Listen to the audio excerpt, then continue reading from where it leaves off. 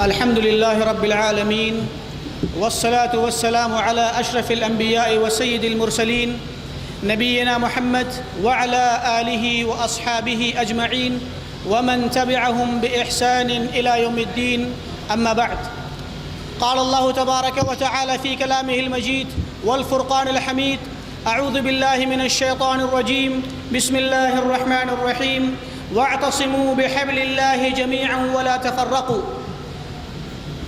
وقال النبي صلى الله عليه وسلم: عليكم بالجماعة وإياكم والفرقة فإن الشيطان مع الواحد وهو من الاثنين أبعد. صدر مجلس، علماء کرام،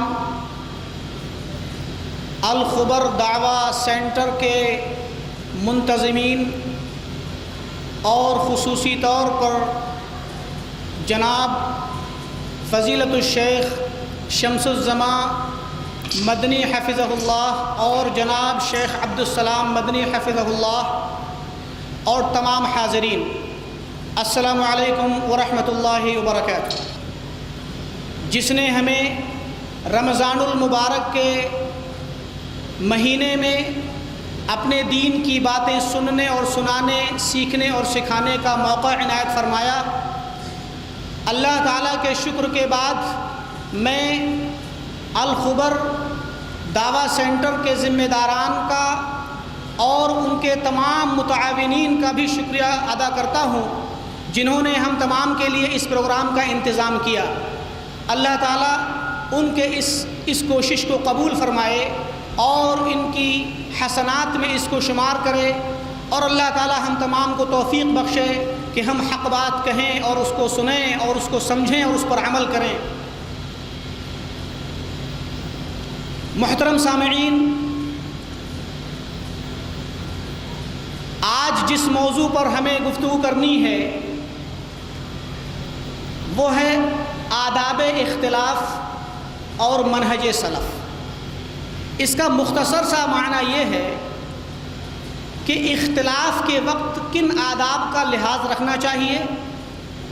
اور اختلاف کے وقت سلف صالحین کا طریقہ کیا تھا. کیا اسلام میں اختلاف کی گنجائش ہے؟ قطعاً نہیں. آج کے اس پروگرام کے دونوں جو موضوعات ہیں، ہم بچوں کی تربیت کیسے کریں اور آداب اختلاف، ان دونوں میں بڑا ہی خوبصورت ربط و ضبط ہے.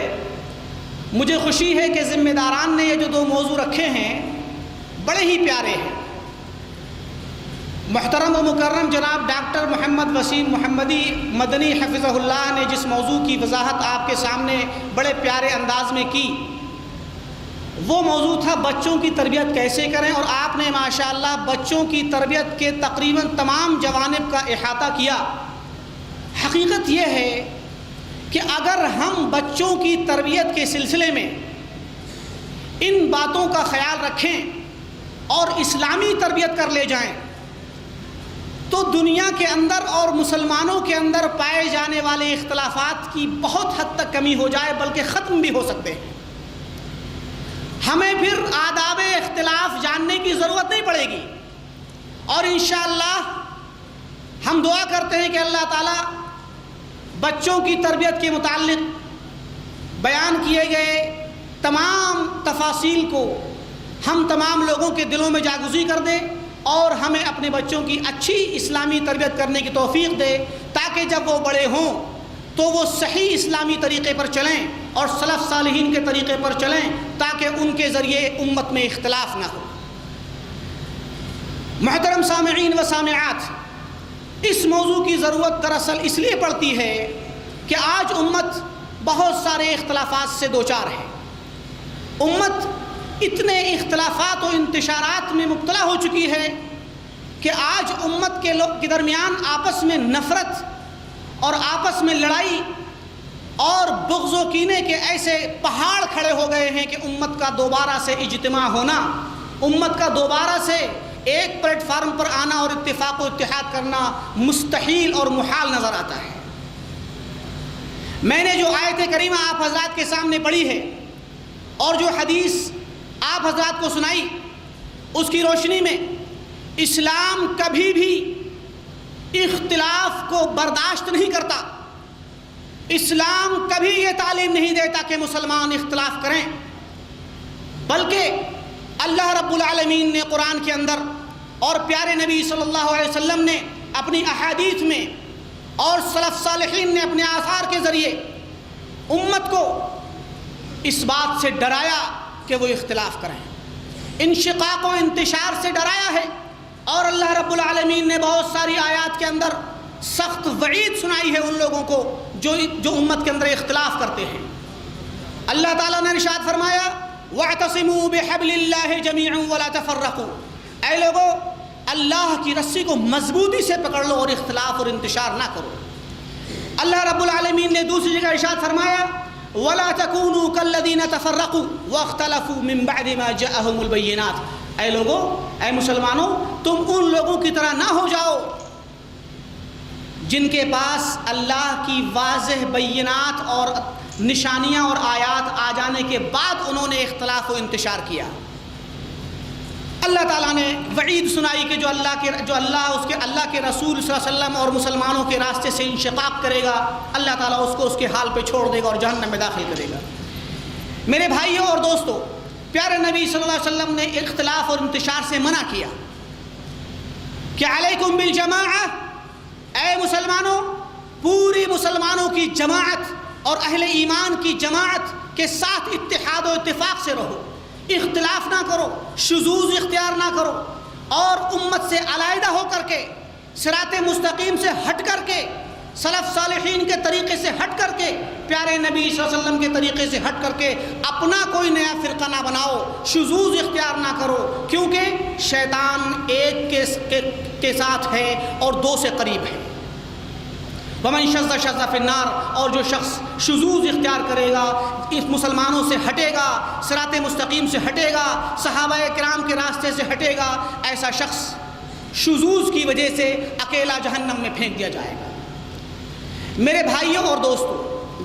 یہ اسلام کی کھلی ہوئی تعلیمات ہیں جن کے ذریعے اسلام اپنے ماننے والوں کو انتشار سے،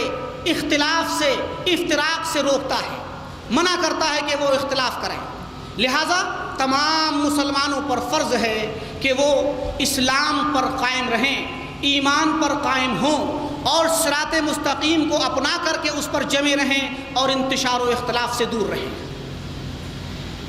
اسلام کی بنیادی تعلیمات میں ایک اہم تعلیم یہ بھی ہے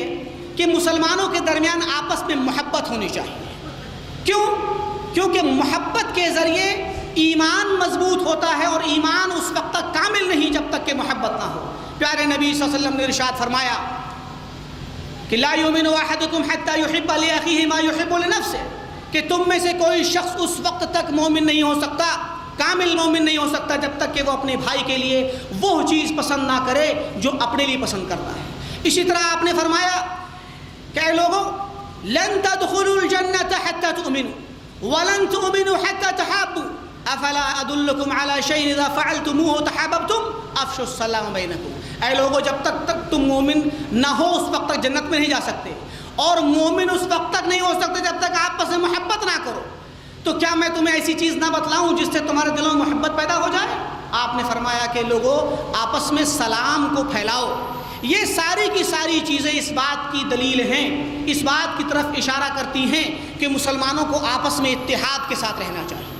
مسلمانوں کو آپس میں محبت کے ساتھ رہنا چاہیے، ایک دوسرے کے ساتھ اتفاق کے ساتھ رہنا چاہیے، اور ایک مسلمان دوسرے مسلمان کے لیے محترم ہے۔ اللہ کے نبی صلی اللہ علیہ وسلم نے ایک مسلمان کی عزت کو، اس کی جان کو، اس کے مال کو دوسرے مسلمان پر حرام قرار دیا۔ کس لیے؟ تاکہ مسلمان ایک دوسرے کا احترام کریں، تاکہ مسلمان ایک دوسرے کی عزت کریں، تاکہ کوئی کسی کی بے عزتی نہ کرے، کوئی کسی کے ساتھ بدسلوکی نہ کرے۔ آپ نے فرمایا من سلم المسلمون من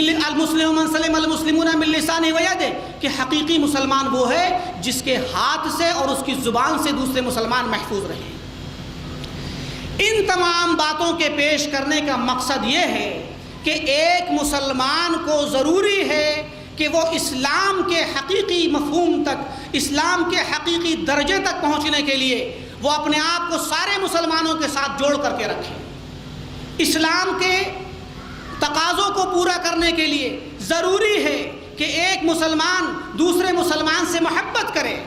ایک مسلمان دوسرے مسلمان کو تکلیف نہ پہنچائے، نہ اپنی زبان سے اور نہ اپنے ہاتھ سے، بلکہ دوسرے مسلمانوں کا احترام کرے، ان کی عزت کرے۔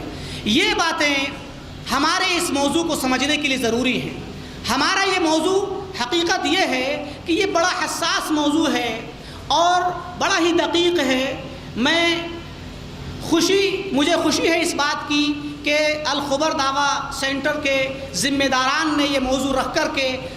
تمام مسلمانوں کو اس بات کی طرف دعوت دینے کا ارادہ کیا کہ لوگ اس امت کے حالات سے واقف ہو کر موجودہ حالات میں اپنے رویے کو سمجھیں اور اپنے رویے کو چینج کریں اور جانیں کہ سلف صالحین کا رویہ کیا تھا، کیونکہ امت بہت سارے اختلافات میں جب پڑ گئی ہے، اور نہ صرف ساری امت اپنے اختلافات میں ہے بلکہ مسلمانوں میں وہ لوگ جو صحابہ اور تابعین کے طریقے پر چلتے ہیں ان کے درمیان میں بھی بہت سارے اختلافات کبھی کبھار ہو جاتے ہیں۔ ایسے اختلافات میں ہمیں کیا کرنا چاہیے؟ ایسے اختلافات کے وقت ہمارا کیا رویہ ہونا چاہیے؟ صحابہ اور تابعین اور ان کے متبعین کے رویے کو سمجھ کر ہم اپنے آپ کو، اپنے رویے کو، اپنے سلوک کو تبدیل کر سکتے ہیں اور ان کے مطابق کر سکتے ہیں۔ میرے ساتھیوں اور دوستوں، یہاں پر جو اختلاف کا لفظ ہے کہ آداب اختلاف، اس کا مقصد قطعاً یہ نہیں ہے کہ کسی انسان کو اختلاف کرنے کا طریقہ بتایا جائے کہ آپ اختلاف کیجیے۔ جیسا کہ میں نے کہا کہ اختلاف شریعت میں مذموم ہے، لیکن بعض اوقات کوئی اختلاف ہو جاتا ہے جو اختلاف شریعت میں مذموم نہیں ہوتا، لہٰذا اس اعتبار سے اختلاف کی دو قسمیں بنتی ہیں۔ ایک وہ اختلاف جو شریعت میں سرے سے مذموم ہے، جس کی ذرہ برابر بھی کوئی گنجائش نہیں، اور ایک وہ اختلاف جس کی گنجائش ہے، جس کی محدود طور پر کچھ ایسی حدود ہیں، جس کی ایسی لمٹیں ہیں جن لمٹس کے اندر وہ اختلاف کیا جا سکتا ہے۔ اسی کے آداب پر انشاءاللہ گفتگو ہوگی۔ اختلاف مذموم جو شریعت جس اختلاف کو ناپسند کرتی ہے، وہ اختلاف کیا ہے؟ وہ اختلاف کفار و مشرکین کا اختلاف ہے، اہل کتاب کا اختلاف ہے۔ وہ لوگ جو دین پر اختلاف کرتے ہیں، جنہوں نے سرے سے اسلام اور غیر اسلام کا اختلاف کیا ہے، ایسے لوگوں کا اختلاف مذموم ہے، کیونکہ اللہ رب العالمین نے ارشاد فرمایا ان الدین عند اللہ الاسلام، کہ دین حقیقت میں اللہ کو جو پسند ہے وہ اسلام ہے۔ وَمَن يَبْتَغِ غَيْرَ الْإِسْلَامِ دِينًا فَلَن يُقْبَلَ مِنْهُ وَهُوَ فِي الْآخِرَةِ مِنَ الْخَاسِرِينَ۔ جو انسان اسلام کے علاوہ کسی بھی دین کو اختیار کرے گا، اس کا وہ اختیار کیا ہوا دین قبول نہیں ہوگا، اور ایسا بندہ آخرت میں خسارہ اٹھانے والوں میں سے ہوگا۔ پتہ چلا کہ جو انسان دین پر ہی اختلاف کرتا ہے، اسلام پر اختلاف کرتا ہے کہ یا تو اسلام یا غیر اسلام، ایسا اختلاف مذموم ہے۔ اسی لیے اللہ رب العالمین نے فرمایا ہذان خصمان اختصموا فی ربہم، کفار اور مسلمین کے بارے میں فرمایا کہ یہ دو ایسے فریق ہیں جو اپنے رب کے بارے میں اختلاف کر رہے ہیں۔ ایک فریق مسلمانوں کا، ایک فریق اہل ایمان کا جو اللہ پر ایمان لایا ہوا ہے، جو اسلام کو اپنائے ہوئے ہے، اور ایک فریق وہ جو اسلام کے خلاف ہے۔ لہذا وہ اختلاف جو اسلام اور غیر اسلام کے بارے میں ہو وہ مذموم ہے، وہ مردود ہے، اس کی کوئی گنجائش نہیں۔ اب اسلام کے اندر آ جائیے۔ اسلام کے اندر چونکہ اللہ کے نبی صلی اللہ علیہ وسلم نے ایک ایسی حقیقت کا انکشاف کیا، ایک ایسی حقیقت کی خبر دی جو ہونا تھی، اللہ رب العالمین کے کائناتی نظام کے مطابق دنیا میں ایک سچویشن پیدا ہونی تھی، اسلام کے ماننے والوں کے درمیان ایک ایسی حالت آنی تھی جو شریعت میں مذموم ہے مگر ہونی تھی۔ وہ کیا تھی؟ اللہ کے نبی صلی اللہ علیہ وسلم کا ارشاد ہے، آپ نے فرمایا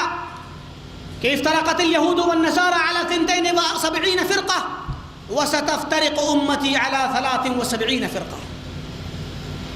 كلها في النار الا واحدہ قیل من یا رسول اللہ قال ما انا علیہ واصحابی۔ آپ نے فرمایا کہ یہود و نصارہ 72 فرقوں میں بٹ گئے، میری امت بھی اختلاف و انتشار کا شکار ہوگی اور ان سے ایک ہاتھ آگے بڑھ کر کے 73 فرقوں میں بٹ جائے گی، لیکن ان تمام فرقوں میں سے سارے کے سارے جہنم میں جائیں گے سوائے ایک کے۔ پوچھا کہ کون سا فرقہ، کون سی جماعت؟ فرمایا ما انا علیہ و اصحابی، وہ جماعت جو آج میرے اور میرے صحابہ کے طریقے پر جس پر میں ہوں، اس پر جو جماعت ہوگی وہ جماعت بچے گی اور نجات پائے گی، باقی سارے کے سارے جہنم میں جائیں گے۔ اب یہ جو اختلاف کرنے والے لوگ ہیں، یہ سارے کے سارے فرقے اختلاف مذموم کا شکار ہیں۔ ان کا اختلاف، 72 فرقوں کا اختلاف کبھی بھی گوارا نہیں کیا جا سکتا شریعت کے اندر۔ یہ سارے کے سارے فرقے، چاہے وہ عقائد کے باب میں آنے والے فرقے ہوں، یعنی خالص وہ عقائد جن کا تعلق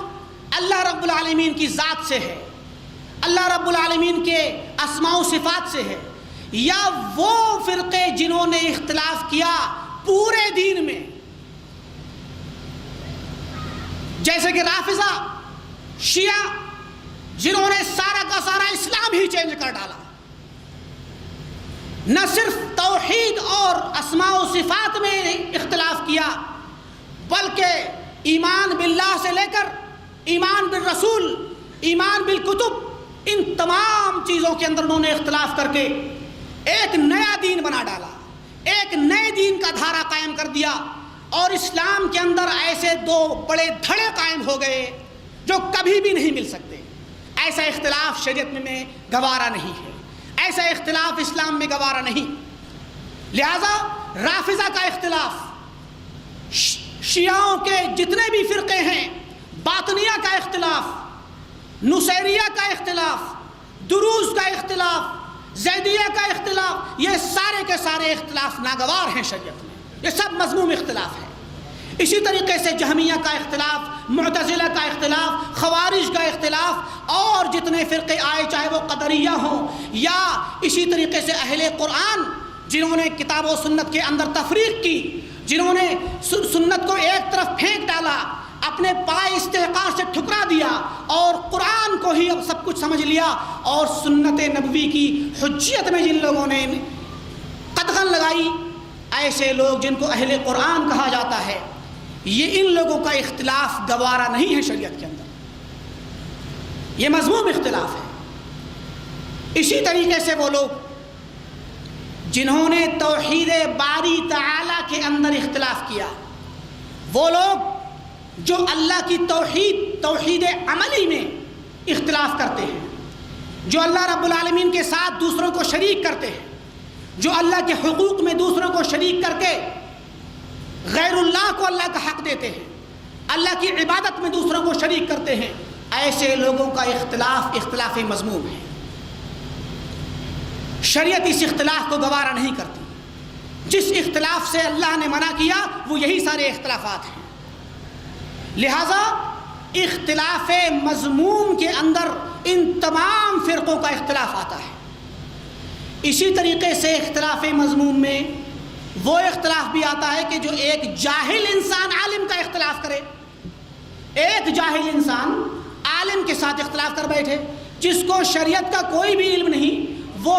ایک عالم کے ساتھ بحث و مباحثہ کرے اور اس کے ساتھ اختلاف کر کے کہے کہ یہ آپ کی بات غلط ہے، ہماری بات صحیح ہے، یہ اختلاف بھی اختلاف مذموم ہے۔ لہٰذا اختلاف مذموم کا یہاں پر کوئی تعلق نہیں۔ ہماری اس بحث کے اندر، ہمارے اس موضوع کے اندر ان سارے اختلافات کا کوئی دخل نہیں ہے۔ یہ سارے کے سارے مذموم لوگ ہیں۔ ان کا جو اختلاف ہے وہ شریعت میں قبیح ہے، مذموم ہے، مردود ہے، مطرود ہے۔ آخر کون سے اختلاف کی بات ہم کرتے ہیں؟ ہمارا اختلاف سائغ ہے، جس اختلاف کو ہم گوارا کیا جانے والا اختلاف قرار دیتے ہیں۔ اختلاف سائغ کیا ہے؟ اختلاف سائغ کے لیے 3 شرطیں ہیں۔ ایسا اختلاف جو کہ غیر مذموم ہے شریعت کے یہاں، جس کی گنجائش ہے، اس کی 3 شرطیں ہیں۔ پہلی شرط یہ ہے کہ وہ اختلاف دین کے اصولیات میں نہ ہو، دین کے بنیادی مسائل میں نہ ہو، دین کے فنڈامنٹلز کے اندر نہ ہو، اصول عقیدہ میں، اصول فقہ میں، یعنی فقہیات کے جو بنیادی مسائل ہیں ان مسائل میں وہ اختلاف نہیں ہونا چاہیے۔ مثلا کوئی انسان آ کر کے توحید کے بارے میں اختلاف کرے، ایمان باللہ کے بارے میں اختلاف کرے، یا ایمان بالرسول، ایمان بالکتاب کے بارے میں اختلاف کرے، ایسا اختلاف مقبول نہیں ہے۔ ایسا اختلاف سائغ نہیں ہو سکتا۔ دوسرا اختلاف ہے، دوسری شرط یہ ہے کہ وہ اختلاف اجماع کے خلاف نہ ہو۔ جیسے صحابہ اکرام کا اجماع ہے، پوری امت کے سلف صالحین اور ان کے متبعین کا اجماع ہے اس بات پر کہ اللہ تعالیٰ کی ذات علو میں ہے، اللہ تعالیٰ کی ذات آسمانوں کے اوپر ہے۔ اس بات پر اجماع ہے صحابہ اور تابعین اور ان کے متبعین کا۔ علامہ ابن قیم رحمہ اللہ نے ایک کتاب لکھی، اجتماع الجیوش الاسلامیہ علی غزو المعطلۃ والجہمیہ، جس کے اندر ابن قیم نے ڈھیر ساری آیات و احادیث اور ائمہ اسلام کے اقوال کے ساتھ، ائمہ اسلام کے اقوال کی روشنی میں اس بات کی وضاحت کی کہ یہ اللہ تعالیٰ کا آسمانوں کے اوپر ہونا کتاب و محکم اور صریح دلائل سے ثابت ہے، اور امت کے علماء اور صحابہ، تابعین، سلف صالحین کے ہاں اجماعی مسئلہ ہے۔ لہٰذا اگر کوئی بندہ آ کر کے اس میں اختلاف کرے اور کہے کہ اللہ تعالیٰ آسمان پر نہیں، تو یہ اختلاف قبول نہیں ہوگا، یہ اختلاف سائغ نہیں ہوگا۔ اختلاف سائغ اور مقبول وہ اختلاف ہوگا جو اختلاف اجتہاد کے ذریعے ہو، جس اختلاف میں ایک مجتہد عالم،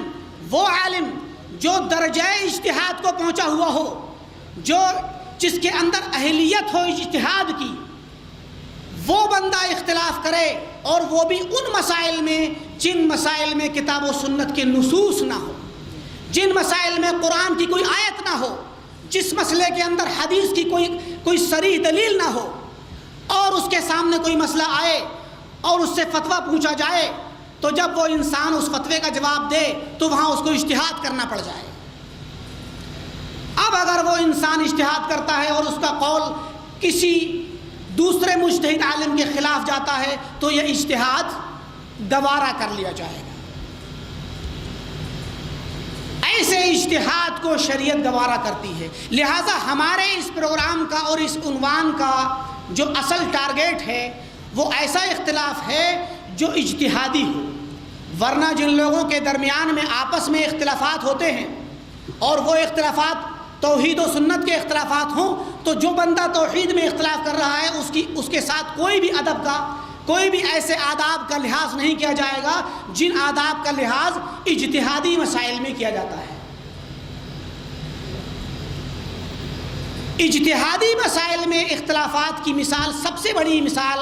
ائمہ مجتہدین جو ائمہ اربعہ ہیں، یا ان کے علاوہ وہ ائمہ جن کی باقاعدہ فقہ موجود ہے، جو بڑے بڑے ائمہ موجود تھے، امام لیث بن سعد المصری، امام سفیان ثوری، امام اوزاعی، امام مکحول، یہ جو بڑے بڑے علماء تھے، ان علماء کی اپنی باقاعدہ اجتہادی مسائل میں رائے ہوا کرتی تھی، ان کے اجتہاد ہوا کرتے تھے۔ امام ابو حنیفہ، امام شافعی، امام احمد بن حنبل، امام مالک، یہ بڑے بڑے ائمہ یا محدثین کرام جن کی فقہی مسائل میں یا عقیدے کے بعض فروعی مسائل میں اپنی رائے ہوا کرتی تھی، ایسے لوگوں کے اختلاف کا اعتبار کیا جائے گا۔ ایسے لوگوں کے اختلاف کا اعتبار ہوگا اور اس اختلاف کو اختلاف سائغ کہا جائے گا، اور ایسے لوگوں کے ساتھ ہی ان آداب کا لحاظ کیا جائے گا جو آداب آج بیان ہونے ہیں۔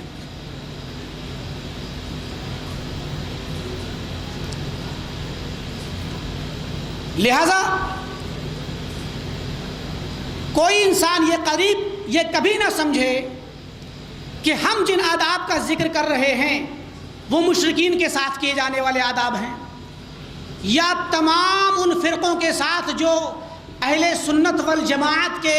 طریقے سے ہٹ کر کے نکل گئے، ان کے ساتھ ان آداب کا کوئی لحاظ نہیں کیا جائے گا،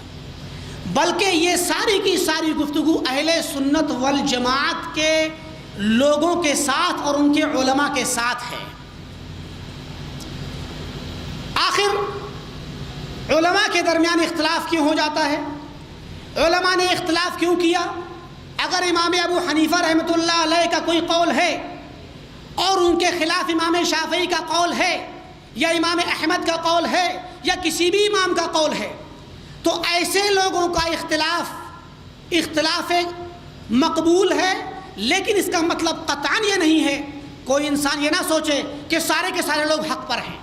جب ان کا اختلاف مقبول ہے تو سب ٹھیک ہیں، اس کا مطلب قطعاً یہ نہیں ہے،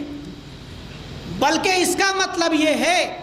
کہ اگر امام ابو حنیفہ یا امام شافعی یا امام مالک یا امام احمد یا کسی بھی امام نے کسی مسئلے میں اختلاف کیا ہے تو وہ اس اختلاف کرنے کے سلسلے میں معذور ہیں، ہم ان پر طعن و تشنیع نہیں کریں گے، ہم انہیں برا بھلا نہیں کہیں گے، ہم یہ نہیں کہیں گے کہ انہوں نے قرآن و سنت کی مخالفت کی ہے، ہم یہ نہیں کہیں گے کہ وہ حق کے خلاف گئے ہیں، قطعاً ہمارا رویہ یہ نہیں ہونا چاہیے۔ ہمارے درمیان آج بعض ایسے ناسمجھ لوگ پیدا ہو چکے ہیں جو کسی فقہی مسئلے میں اگر دیکھتے ہیں کہ حدیث کے خلاف کسی امام کا قول ہے تو فوراً طعن و تشریح کرنے لگتے ہیں اس امام پر کہ انہوں نے حدیث کے خلاف ایسا کہا ہے۔ قطعاً نہیں، یہ جائز نہیں ہے کہ کوئی مسلمان کسی امام کے متعلق یہ عقیدہ رکھے کہ امام ابو حنیفہ نے حدیث کی مخالفت کا باقاعدہ جان بوجھ کر مخالفت کی ہے، یا امام شافعی نے حدیث کے خلاف فتویٰ دیا ہے، یہ اعتقاد رکھنا جائز نہیں، حرام ہے۔ جو لوگ امت کے اندر امامت سے مشہور ہیں، جن کو اللہ تعالیٰ نے امامت کا رتبہ دیا کہ انہوں نے کسی حدیث کے خلاف فتویٰ دیا ہے، یہ ان کے ساتھ ظلم ہے اور یہ ناجائز ہے، بلکہ اس کے بہت سارے اسباب ہوتے ہیں۔ علماء نے اختلاف کیوں کیا ہے؟ اس کے اسباب ہوتے ہیں، بہت سارے اسباب۔ امام ابن تیمیہ رحمۃ اللہ علیہ نے ایک کتاب لکھی رفع الملام عن الائمۃ الاعلام، کہ جو لوگ اماموں کو لعن طعن کرتے ہیں ان کی لعن طعن کو دور کیا جائے اور سمجھا جائے کہ اماموں سے اختلاف کیوں ہوا ہے۔ اس کتاب کے اندر امام ابن تیمیہ نے بہت سارے اسباب نقل کیے ہیں جن کی بنا پر علماء میں اختلاف ہو جاتا ہے، اہل علم میں اختلاف ہو جاتا ہے۔ ان اسباب میں سے میں مختصر طور پر دو تین اسباب نقل کروں گا جو بڑے ہی عام ہیں یا عام طور پر جو زیادہ پائے جاتے ہیں۔ سب سے پہلا سبب یہ ہے کہ کسی کے پاس حدیث ہی نہ پہنچی، کسی امام کے پاس حدیث نہیں پہنچی، یا کسی عالم کے پاس حدیث نہیں پہنچی۔ آپ لوگ جانتے ہیں کہ پیارے نبی صلی اللہ علیہ وسلم اپنی مجالس میں جب حدیث بیان کرتے تھے یا کوئی کام کرتے تھے یا کوئی فیصلہ کرتے تھے یا کوئی فتویٰ دیتے تھے تو سارے کے سارے صحابہ ایک وقت میں آپ کے پاس نہیں ہوتے تھے۔ کچھ صحابہ اپنے کام میں ہوا کرتے تھے، کچھ صحابہ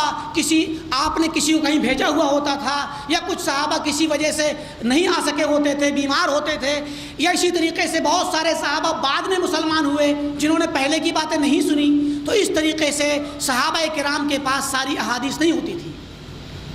اب جس نے جو حدیث سنی اس نے آگے کے لوگوں تک پہنچا دی، اور اس طریقے سے صحابہ کرام کا علم ساری دنیا کے اندر منتشر ہو گیا، صحابہ کرام پوری دنیا میں پھیل گئے۔ اسی لیے جو علماء صحابہ اکرام کے پاس بھی بہت ساری احادیث نہیں ہوتی تھی،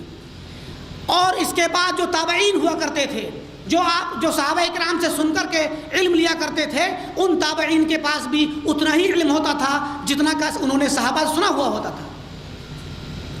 اسی طریقے سے سارے ائمہ تک وہ علم پہنچا۔ اور آپ جانتے ہیں کہ حدیث کی تدوین، حدیث کو باقاعدہ کتابوں کی شکل میں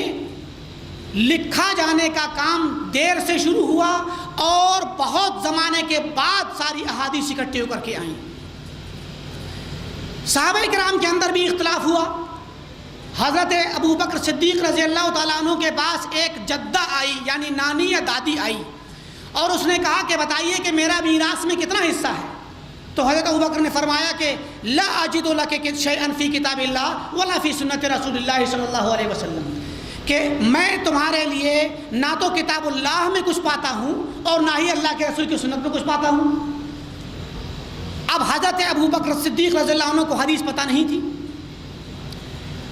دو صحابی کھڑے ہوئے، حضرت مغیرہ بن شعبہ اور محمد بن مسلمہ۔ انہوں نے کہا کہ اے خلیفۃ رسول اللہ صلی اللہ علیہ وسلم، ہم نے اللہ کے نبی کو دیکھا ہے کہ آپ نے دادی یا نانی کے لیے 1/6 کا فیصلہ کیا ہے، یعنی میراث سے 1/6 ملے گا۔ حضرت ابو بکر نے فوراً اس بات کو مان لیا۔ یہاں پر ہمیں ایک ادب ملتا ہے، آداب اختلاف کے درمیان ایک ادب ملتا ہے کہ اگر ہمارے درمیان کسی وجہ سے اختلاف ہو جائے اور ہمیں دلیل پتہ نہ ہو اور ہم دو لوگ اختلاف کرنے لگ جائیں،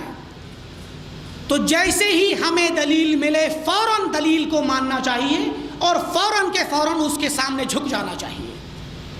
جب صحیح دلیل ہمیں مل جائے تو اس کو فوراً مان لینا چاہیے اور اس کے ذریعے اسی پر اپنا مذہب قائم کر لینا چاہیے، اپنی رائے کو اسی کے مطابق کر لینا چاہیے۔ یہ تھا سلف صالحین کا طریقہ کہ اگر اختلاف ہوتا اور اختلاف کے وقت انہیں کوئی دلیل مل جاتی تو فوراً اس کو مان لیتے تھے۔ اسی طریقے سے حضرت عمر بن خطاب رضی اللہ تعالیٰ عنہ جب شام گئے اور شام کی سرزمین میں طاعون پھیلا ہوا تھا، تو وہاں پر صحابہ اکرام کا اختلاف ہو گیا۔ بعض لوگوں نے کہا کہ آپ شام میں جائیے، اور بعض نے کہا نہیں آپ نہیں جائیں گے۔ وہاں پہ حضرت عبد الرحمن بن عوف رضی اللہ تعالیٰ عنہ آتے ہیں اور حدیث سناتے ہیں کہ اللہ کے نبی نے فرمایا کہ اگر کسی سرزمین پر طاعون آیا ہوا ہو تو وہاں پر نہ جاؤ، اور کوئی وہاں پر ہو تو وہاں سے باہر نہ جائے۔ فوراً کے فوراً سارے کے سارے لوگوں نے اس حدیث کو مان لیا اور اختلاف ختم ہو گیا۔ بہت ساری مثالیں آپ کو ملیں گی صحابہ اکرام کے درمیان اختلاف کی، اور جبکہ حدیث کے آ جانے سے اختلاف ختم ہو جاتا ہے۔ اختلاف ہوا کہ اللہ کے نبی صلی اللہ علیہ وسلم کو کہاں دفن کیا جائے۔ کسی نے کہا کہ مکہ میں دفن کرو، کسی نے کہا کہ مدینے میں دفن کرو، کسی نے کہا کہ بیت المقدس میں دفن کرو۔ لیکن جب حدیث آ گئی کہ نبی کی وفات جس جگہ ہوتی ہے وہیں پر اسے دفن کیا جاتا ہے، سارا کا سارا اختلاف ختم ہو گیا۔ آپ کے بعد اختلاف ہوا صحابہ کے درمیان، یہی منہج سلف ہے، یہی طریقہ سلف ہے۔ اختلاف ہوا کہ خلیفہ کون بنے گا۔ بعض لوگوں نے کہا کہ مہاجرین میں سے ہونا چاہیے، بعض نے کہا کہ انصار میں سے ہونا چاہیے، ایک رائے یہ آئی کہ انصار و مہاجرین دونوں میں سے ہونا چاہیے۔ لیکن جب یہ حدیث آئی کہ الائمۃ من قریش، کہ اللہ کے نبی نے فرمایا ہے کہ امام جو ہیں وہ قریش میں سے ہوں گے، تو سارا کا سارا اختلاف ختم ہو گیا اور حضرت ابوبکر صدیق رضی اللہ عنہ کو امام بنا دیا گیا۔ تو یہ تھا صحابہ اکرام کا طریقہ کہ اگر انہیں کوئی اختلاف کے وقت کوئی حدیث یا کوئی دلیل پتہ نہیں ہوتی اور اختلاف ہو جاتا تھا، تو وہ لوگ دلیل کے آنے کے بعد فوراً اس اختلاف کو ختم کر دیتے تھے اور اس دلیل کے مطابق اپنی بات کو اور اپنے مذہب کو بنا لیا کرتے تھے۔ تو کبھی کبھی اختلاف ہوتا ہے دلیل کے نہ معلوم ہونے کی وجہ سے، اور کبھی اختلاف ہوتا ہے کہ ایک امام یا ایک عالم یا کوئی بھی شخص، اس کی نظر میں ایک حدیث جو آ رہی ہوتی ہے وہ ضعیف ہوتی ہے، کہ اس کے پاس جس راستے سے حدیث آئی ہے وہ حدیث ضعیف ہے، وہ راستہ ضعیف ہے، مقبول نہیں ہے، اس میں جو لوگ آئے ہیں وہ معتبر نہیں ہیں، اور دوسرے امام کے پاس وہ حدیث صحیح سند سے آتی ہے تو وہ حدیث صحیح ہوتی ہے۔ اس کی سب سے بڑی مثال حضرت عمر بن خطاب رضی اللہ تعالیٰ عنہ کا وہ واقعہ ہے جس میں انہوں نے حضرت فاطمہ بنت قیس کی حدیث کو انکار کر دیا تھا کہ نہیں ہم تمہاری بات نہیں مانیں گے۔ اس عورت کے بارے میں جس کو 3 طلاقیں ہو گئی ہوں تو حضرت عمر فرماتے تھے کہ اس کو نان نفقہ ملے گا، جبکہ انہوں نے کہا کہ اللہ کے نبی نے 3 طلاقیں ہو جانے والی عورت کے لیے نان نفقے سے منع کیا ہے کہ اس کو نان نفقہ شوہر نہیں دے گا بلکہ وہ گھر چلی جائے گی، کیونکہ حضرت عمر کو یقین نہیں تھا کہ یہ صحیح بول رہی ہے، پتہ نہیں ان کو یاد بھی ہے، یہ عورت تھی پتہ نہیں ان کو یاد بھی ہے کہ نہیں ہے، تو یہ مثال تھی۔ تو اس طریقے سے اختلاف ہو جایا کرتا ہے، لیکن حضرت عمر کی یہ بات نہیں مانی گئی، دوسرے صحابہ نے اس کو قبول نہیں کیا، بلکہ علماء نے اور صحابہ اکرام نے اور ان کے بعد ائمہ نے اس حدیث کو مانا جو حضرت فاطمہ بنت قیس نے بتائی تھی۔ تو اسی طریقے سے اختلاف، کبھی کبھار اختلاف ہوتا ہے کسی بھی قرآن یا حدیث کے کسی لفظ کو سمجھنے میں اختلاف ہو جاتا ہے، جیسے کہ اللہ تعالیٰ نے ارشاد فرمایا او لامستم النساء فتیمموا صعیدا طیبا فلم تجدوا ماء فتیمموا صعیدا طیبا، کہ اے لوگوں، جو تیمم کی آیت ہے کہ اگر تم عورتوں کو چھو لو تو پھر تمہیں پانی نہ ملے تو پھر تم تیمم کر لو، اس آیت کے سلسلے میں علماء کا اختلاف ہے کہ لامستم سے مراد کیا ہے۔ جمہور علماء امت نے اس آیت سے مراد مرد اور عورت کا خصوصی تعلق لیا ہے، جو ان کا اپنا خاص تعلق ہوتا ہے، کہ اگر کوئی انسان اپنی عورت کے ساتھ خاص تعلق قائم کرے اور اس کے بعد اسے نہانے کی ضرورت پیش آئے اور پھر وہ پانی نہ پائے تو تیمم کرے گا، لیکن امام شافعی نے اس لفظ پر لامسا یلامسو یا لامسا یلمسو عربی زبان میں چھونے اور ٹچ کرنے کے لیے ہوتا ہے، امام شافعی نے سمجھ لیا کہ اس سے مراد ٹچ کرنا ہے، یعنی اگر ہاتھ سے ہاتھ بھی ٹچ ہو جائے تو امام شافعی کہتے ہیں کہ آدمی کا وضو ٹوٹ گیا۔ شافعیہ کے نزدیک آدمی اگر اپنی عورت کا ہاتھ بھی چھو لے تو اس کا وضو ٹوٹ جاتا ہے۔ تو یہ اختلاف کہاں سے ہوا؟ یہ اختلاف آیت کے لفظ کو سمجھنے کی وجہ سے ہوا۔ اب کوئی انسان یہ نہ کہے کہ امام شافعی نے یہاں پہ قرآن کی آیت کی مخالفت کی ہے اور جان بوجھ کر کے اختلاف کیا ہے، بلکہ لفظ کے اندر ایسی وسعت ہے، لفظ بذات خود دونوں معنی کا محتمل ہے، لیکن یہ الگ بات ہے کہ یہ والا معنی مرجوح ہے اور وہ دوسرا والا معنی راجح ہے، یہ والا معنی مقبول نہیں ہے، دوسرا والا معنی مقبول ہے اور وہی صحیح ہے۔ تو اس طریقے سے اختلاف ہو جایا کرتا ہے۔ تو یہ معروف سے چند اسباب ہیں جن کی بنا پر اختلاف ہوتا ہے، اور ہمیں ایسے حالات میں ہمارے اوپر فرض یہ ہے کہ ہم اپنے علماء کے متعلق، اپنے ائمہ کے متعلق یہ حسن ظن رکھیں کہ انہوں نے اگر اختلاف کیا ہے، یہاں پر ایک مسئلے میں 2 رائے ہو گئیں، 3 رائے ہو گئیں، 4 رائے ہو گئیں، تو اس کی وجہ یہ بنی ہے کہ یا تو انہیں حدیث نہیں پہنچی، یا ان کے نظر میں وہ حدیث ضعیف تھی، یا قرآن کی آیت کو انہوں نے اس لفظ میں گنجائش تھی کہ وہ دوسرا معنی مراد لے لیں، اور اسی طریقے سے ان تمام وجوہات کی بنا پر انہوں نے اختلاف کیا۔ اور ایسی بنا پر اگر کوئی انسان ان کے قول کو اپنا کر کے عمل کرتا ہے اور ان کے مذہب پر چل رہا ہوتا ہے تو ابتداءً اس بات پر دھیان دینے کی ضرورت ہے، جتنے بھی مذاہب کو ماننے والے لوگ ہیں، چاہے وہ امام ابو حنیفہ کو ماننے والے ہوں، چاہے امام شافعی کو ماننے والے ہوں، یا امام مالک اور امام احمد بن حنبل کو ماننے والے ہوں، جتنے بھی مذاہب کے لوگ ہیں، ابتداءً ہمارے لیے جائز نہیں کہ ہم ان کو اس لیے ناپسند کریں یا ان سے نفرت کریں یا ان سے بغض کریں کہ وہ ان اماموں کو مانتے ہیں، قطعاً نہیں، بلکہ یہ سارے کے سارے امام اپنے آپ میں اس امت کے سلف ہیں، امت کے سلف صالحین ہیں، یہ خود امام ہیں، اور ان لوگوں کے جو اقوال اور اجتہادات ہیں، ان اجتہادات میں یہ لوگ یا تو 2 اجر کے مستحق ہیں یا 1 اجر کے مستحق ہیں۔ جن لوگوں کا اجتہاد کتاب و سنت کے مطابق ہے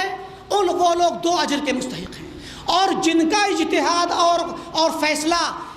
کتاب و سنت کے نصوص کے خلاف ہے تو وہ 1 اجر کے مستحق ہیں۔ یہ حدیث کا ترجمہ ہے۔ اور جو لوگ ان کی بات مانتے ہیں، ان کے مذہب پر چلتے ہیں، وہ ابتداءً صحیح ہیں، غلط نہیں، سارے کے سارے لوگ، لیکن اس کا مطلب قطعاً یہ نہیں ہے کہ سارے کے سارے حق پر ہیں، نہیں، ان سب میں سے کوئی ایک حق پر ہے۔ اگر ایک مسئلے میں 4 رائے ہیں تو 4 میں سے 1 صحیح ہے۔ اب ہمارا فرض بنتا ہے، ان لوگوں کا فرض جو دلیلوں کو سمجھتے ہیں، قرآن و سنت کے اصولوں کو سمجھتے ہیں اور مختلف اقوال کے اندر مختلف دلیلوں کے درمیان فیصلہ کرنے کی طاقت رکھتے ہیں، ان لوگوں کا فرض ہے وہ ایسے مسائل میں جن میں ان کے اجتہاد سے جو قول صحیح ہے، جو دلیل کے زیادہ قریب ہے، جس کسی بھی امام کے جس قول کے ساتھ اگر کوئی دلیل ہے اور وہ دلیل کی روشنی میں وہ قول صحیح ہے، اسی کو صحیح سمجھیں، اسی کو حق سمجھیں اور اس کی تبلیغ کریں، اس کی اشاعت کریں اور ان لوگوں تک اس قول کو پہنچائیں۔ جو لوگ اس کی مخالفت کرتے ہیں، جو اپنے امام کے قول کی وجہ سے دلیل کے خلاف عمل کر رہے ہیں، ان لوگوں تک اس قول کو پہنچائیں کہ لوگوں، قرآن کا یا حدیث کا صحیح فیصلہ یہ ہے، لہٰذا اس پر عمل کرنا چاہیے۔ اب کوئی انسان اگر قرآن و سنت کے فیصلے کے آ جانے کے بعد بھی اختلاف کرتا ہے، تب جا کر کے وہ انسان مذموم ہوگا، ورنہ ابتداءً مذموم نہیں ہوگا۔ اس کی مذمت کب کی جائے گی؟ جب اس کے سامنے صحیح دلیل آ جائے، اور دلیل آ جانے کے بعد بھی وہ اپنے امام کے قول کو نہ چھوڑے۔ کیوں؟ کیونکہ اماموں نے بھی فرما دیا، امام ابو حنیفہ نے، امام شافعی نے، امام مالک نے، کہ جب حدیث صحیح ہو جائے تو میرا مذہب ہے، اذا صح الحدیث فهو مذہبی۔ امام مالک نے کہا کل یرد قولہ ویقبل، کل یقبل منہ ویرد الا صاحب هذا القبر، کہ ہر انسان کی بات قبول بھی کی جائے گی اور رد بھی کر دی جائے گی، سوائے صاحب اس صاحب قبر کے۔ اللہ کے نبی کی قبر پر اشارہ کیا۔ تو پتہ یہ چلا کہ اماموں کا مذہب بھی یہی تھا۔ انہوں نے اس بات کی تلقین اسی لیے کی کہ ہم نے اجتہادات کیے ہوئے ہیں، ہم نے بہت سے فیصلے ایسے کیے ہیں جن میں ہمارے پاس نص صریح نہیں تھا، لہٰذا ہو سکتا ہے کہ ہمارا فیصلہ قرآن و سنت کے خلاف چلا گیا ہو یا کوئی کسی حدیث کے خلاف چلا گیا ہو، تو لوگوں کو تاکید کر دی اور لوگوں کو وصیت کر دی کہ لوگوں، اگر تمہارے پاس کوئی صحیح حدیث آ جائے تو سمجھ لینا کہ وہ صحیح حدیث ہی ہمارا مذہب ہے۔ لہٰذا ایسی صورت میں تمام مسلمانوں کا فرض ہے کہ تمام اماموں کے ساتھ حسن سلوک رکھیں۔ آداب اختلاف میں دراصل حقیقت یہ ہے کہ ہم تمام مسلمانوں کے لیے یہ ادب سیکھنا ضروری ہے کہ اگر کسی مسئلے میں اختلاف ہو جائے ہمارے درمیان، اس بنا پر کہ علماء نے اختلاف کیا ہے، ہمیں دراصل اختلاف کرنے کا حق نہیں ہے۔ مجھے یا آپ کو اختلاف کرنے کا کوئی حق نہیں ہے۔ کیوں؟ کیونکہ ہم اختلاف کے اہل نہیں ہیں، ہمارے پاس علم نہیں ہے، ہم مجتہد تو کیا عالم بھی نہیں ہیں، ہم طالب علم ہیں۔ جب ہم طالب علم ہیں تو ابھی ہمیں بہت کچھ سیکھنے کی ضرورت ہے۔ لہٰذا کوئی بھی بندہ اگر اس کے پاس کوئی قول ہو اور کسی مسئلے میں اس کا کوئی خاص اعتقاد ہو اور وہ کسی اپنے مسلمان بھائی کو یا کسی عالم کو اس قول کے خلاف پائے تو قطعاً اس کی طعن و تشریح نہ کرے، بلکہ اپنے آپ کو غلط سمجھے۔ حضرت حذیفہ بن یمان رضی اللہ تعالیٰ عنہ نے فرمایا، یا معشر القراء اتہموا آراءکم، اے قرات کو سیکھنے والے لوگوں، قرآن کو سیکھنے والے لوگوں، اے دین کے طالب علموں، اپنی رائے پر تہمت لگاؤ، اپنے آپ کی اپنی رائے اور اپنی سوچ اور اپنے فیصلے کو غلط سمجھو۔ کب؟ جب اختلاف ہو، جب اختلاف ہو رہا ہو تمہاری رائے میں اور دوسروں کی رائے میں، تو سب سے پہلے اپنے آپ کو غلط سمجھو۔ کیوں؟ کیونکہ تم طالب علم ہو، تمہارے پاس مکمل علم نہیں ہے، لہٰذا ہمیں سب سے پہلے کسی بھی اختلافی مسئلے میں چاہیے کہ ہم اپنے آپ کو غلط سمجھیں اور عالم دین کے پاس علماء کی طرف رجوع کریں اور ان سے فیصلہ لیں۔ ہمارے لیے جائز نہیں کہ ہم خود سے فیصلے کرتے چلیں اور لوگوں پر فیصلے کرتے کہ فلاں انسان بدعتی ہے یا فلاں انسان مخالف حق ہے یا فلاں انسان کافر ہے، نعوذ باللہ۔ آج ہمارے نوجوانوں کے اندر بعض نوجوانوں میں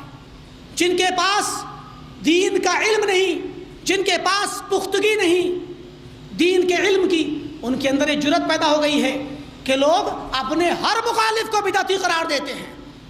اور نعوذ باللہ بعض لوگوں میں اتنی بڑی جرأت آ چکی ہے کہ وہ اگر کسی حدیث کے خلاف کسی کتاب میں کوئی فتویٰ نظر آ جائے، حتیٰ کہ بڑے بڑے مذاہب اپنے خلاف ہر بندے کو کافر قرار دیتے ہیں، نعوذ باللہ، آپس میں ایک دوسرے کے خلاف کفر کے فتوے لگاتے ہیں اور مسلمانوں کے خلاف نمازیں پڑھنا ناجائز اور حرام قرار دیتے ہیں۔ میرے دوستوں اور ساتھیوں، یہ وہ باتیں ہیں جو آج ہمارے اندر سلف صالحین کے خلاف، سلف کے منہج کے خلاف آ گئی ہیں۔ امام یحییٰ بن سعید الانصاری ایک بہت بڑے محدث ہیں، فرماتے ہیں کہ اہل فتویٰ اور مجتہدین ہمیشہ سے اختلاف کرتے آئے ہیں، ہمیشہ سے اختلاف کرتے آئے ہیں، لیکن اور ان میں سے کچھ لوگ کسی بات کو حلال قرار دیتے ہیں اور کسی بات کو حرام قرار دیتے ہیں۔ فَيُحِلُّ هَذَا وَيُحَرِّمُ هَذَا، کہ ایک امام کسی بات کو اجتہاد کر کے، جس میں قرآن کی یا حدیث کی کوئی دلیل ان کے پاس نہیں ہوتی، اور وہ اپنے اجتہاد سے کسی چیز کو حلال یا جائز قرار دیتے ہیں، اور دوسرے امام اسی چیز کو کسی دلیل کی بنا پر حرام قرار دے دیتے ہیں۔ تو فرمایا کہ جو لوگ حلال قرار دیتے ہیں وہ حرام قرار دینے والے کے بارے میں یہ اعتقاد نہیں رکھتے کہ وہ ہلاک ہو گیا، وہ اسلام سے نکل گیا، اور جو لوگ حرام قرار دیتے ہیں وہ حلال قرار دینے والے کے بارے میں یہ اعتقاد نہیں رکھتے کہ وہ ہلاک ہو گیا اور اسلام سے نکل گیا۔ یہ سلف کا طریقہ ہے۔ آپ کو اگر کوئی قول، کسی مذہب کا کوئی قول یا کوئی فیصلہ قرآن و حدیث کے خلاف نظر آتا ہے تو آپ ان کی طعن و تشنیع قطعاً نہ کریں۔ یہ نہ کہیں کہ یہ لوگ قرآن و حدیث کے مخالف ہیں۔ یہ بات کن مسائل کی ہے؟ اجتہادی مسائل کی، اور ان اماموں اور علماء کے متعلق جن کے پاس احادیث نہیں تھی،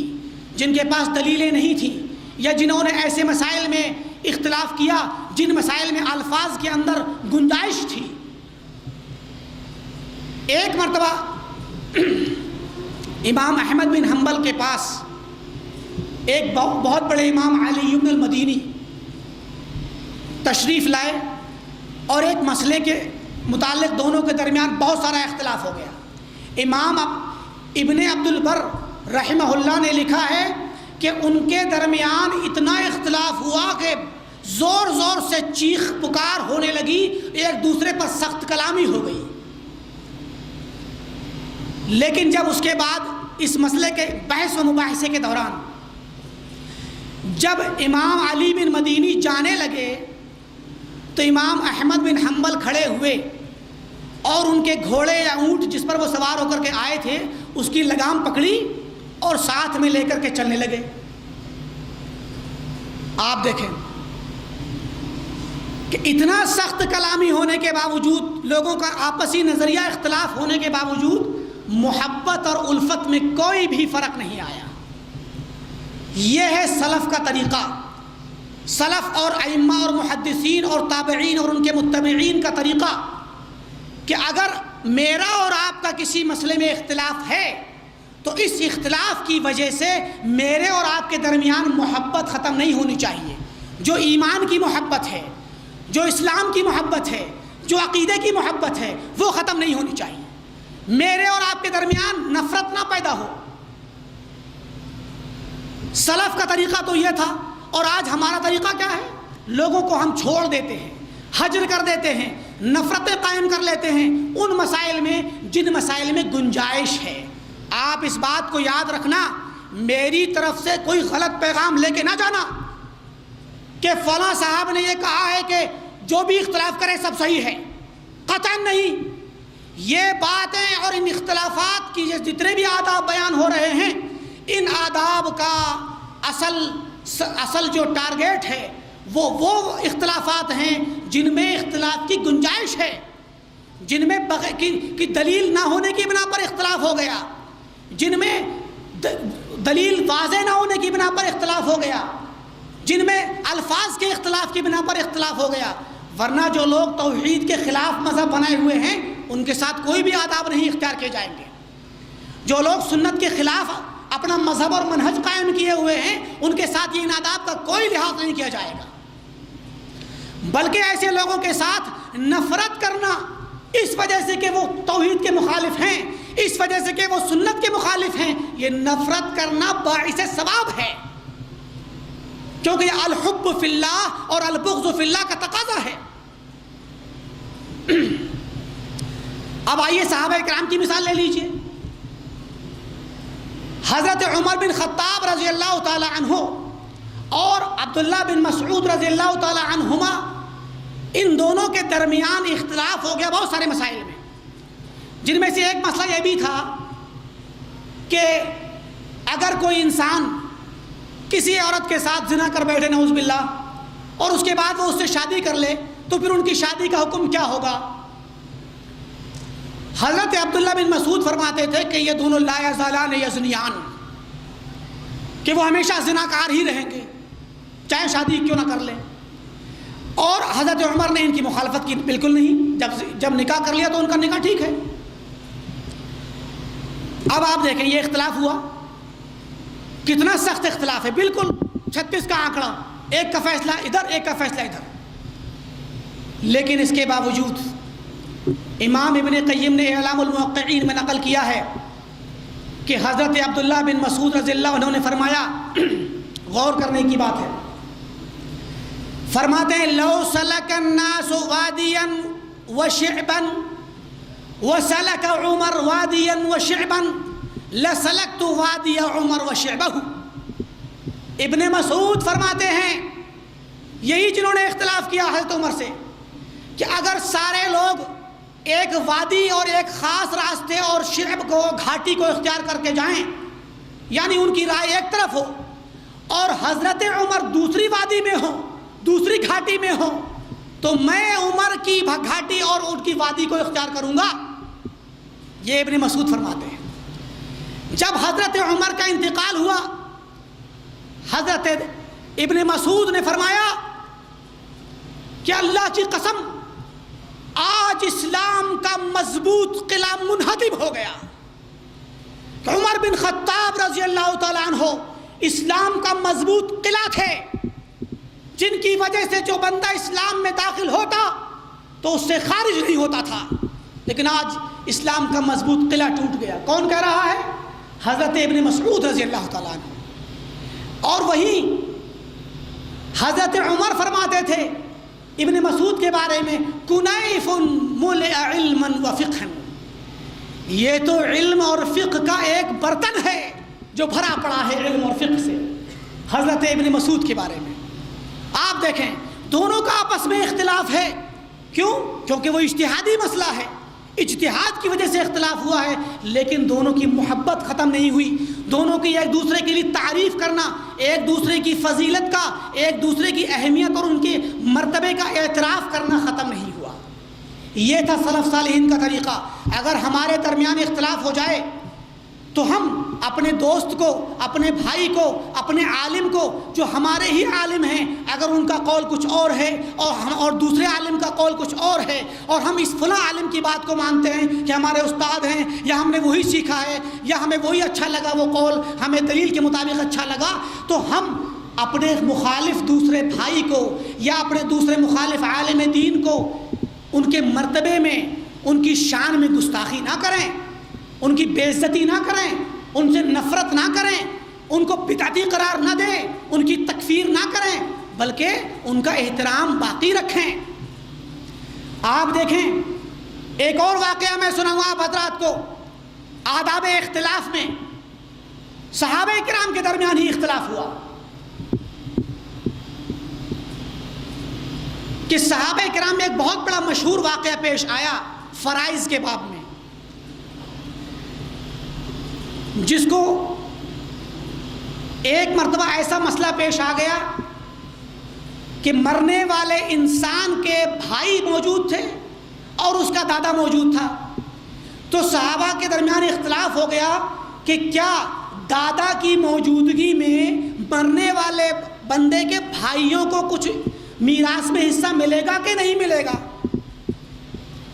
اس سے پہلے یہ بات جان لیں کہ اگر مرنے والے کا باپ موجود ہو، کوئی بندہ مر گیا، اس کا باپ موجود ہے لیکن اس کی اپنی اولاد نہیں ہے، نہ بیٹا نہ بیٹی، اور اس کے بھائی موجود ہیں، تو وہ باپ اس کے بھائیوں کو محجوب کر دے گا، یعنی بھائیوں کو نہیں ملے گا بلکہ باپ کو ملے گا۔ اب اس اتفاق، یہ اتفاقی بات، اس اتفاق کے بعد حضرت زید بن ثابت جو فرائض کے امام ہیں رضی اللہ تعالیٰ عنہ، حضرت زید بن ثابت اور عبداللہ بن مسعود اور علی رضی اللہ تعالیٰ عنہم جمیعاً نے یہ فیصلہ دیا کہ اگر دادا موجود ہے، باپ نہیں ہے لیکن دادا موجود ہے مرنے والے کا، اور اس کے بھائی موجود ہیں، تو دادا کو بھی ملے گا اور بھائیوں کو بھی ملے گا۔ لیکن حضرت عبداللہ بن عباس رضی اللہ تعالیٰ عنہ نے یہ فیصلہ دیا کہ نہیں، دادا کی موجودگی میں بھائیوں کو کچھ حصہ نہیں ملے گا، جس طریقے سے باپ کی موجودگی میں کچھ نہیں ملے گا اسی طریقے سے دادا کی موجودگی میں نہیں ملے گا۔ اور عبداللہ بن مسعود رضی اللہ تعالیٰ عنہ، عبداللہ بن عباس رضی اللہ تعالیٰ عنہ کا یہ فیصلہ ان سے پہلے حضرت ابو بکر کے فیصلے کے مطابق تھا، ان کا بھی یہی فیصلہ تھا۔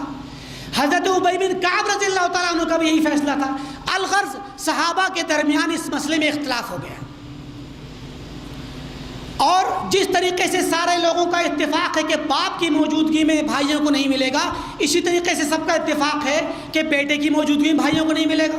اور اگر بیٹا زندہ نہیں ہے تو بیٹے کا بیٹا یعنی پوتا زندہ ہے تو پوتے کی موجودگی میں بھائیوں کو کچھ نہیں ملے گا، مرنے والے کے بھائیوں کو۔ تو عبداللہ بن عباس رضی اللہ تعالیٰ عنہ سخت قسم کے الفاظ بیان کیا کرتے تھے اور کہتے تھے کہ مجھے زید بن ثابت پر تعجب ہوتا ہے کہ یہ بیٹے کے بیٹے کو جس طرح بیٹا مانا جاتا ہے میراث کے مسئلے میں، یعنی جو حکم بیٹے کا ہے،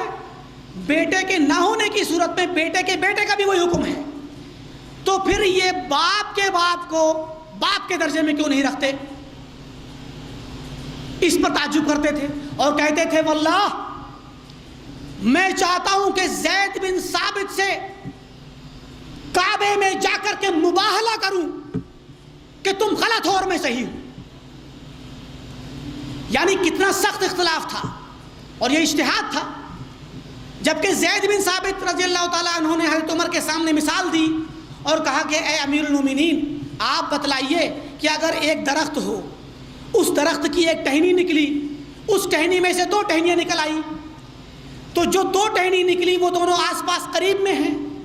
تو جو ایک ٹہنی کے برابر میں جو ٹہنی ہے وہ گویا بھائی کی مثال ہے،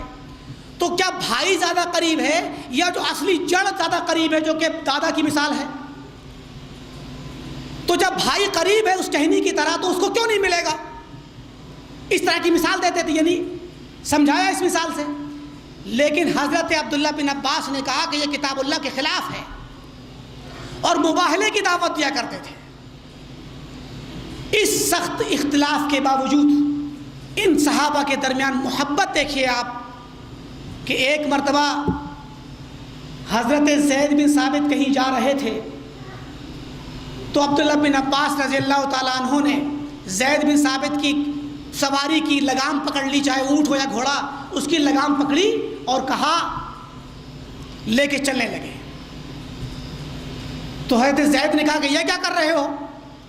تو کہنے لگے ہاکذا امرنا ان نفعل بعلمائنا وفقہائنا، کہ ہمیں اسی طرح حکم ہوا ہے، یعنی اللہ کے رسول نے حکم دیا ہے کہ ہم اپنے علماء کی اور اپنے فقہا کی اس طرح سے عزت کریں اور احترام کریں۔ آپ ہمارے عالم ہیں، فقیہ ہیں، امام ہیں، لہٰذا ہم آپ کی عزت اور احترام میں آپ کی گاڑی کو لے کر کے چل رہے ہیں، اتنے سخت اختلاف کے باوجود۔ تو جب یہ حضرت زید بن ثابت نے سنا تو کہا کہ ارینی یدک، ذرا اپنا ہاتھ دکھانا۔ تو حضرت عبداللہ بن عباس نے اپنا ہاتھ اوپر کو دکھلایا تو زید بن ثابت نے ان کا ہاتھ پکڑا اور پکڑ کے چوم لیا۔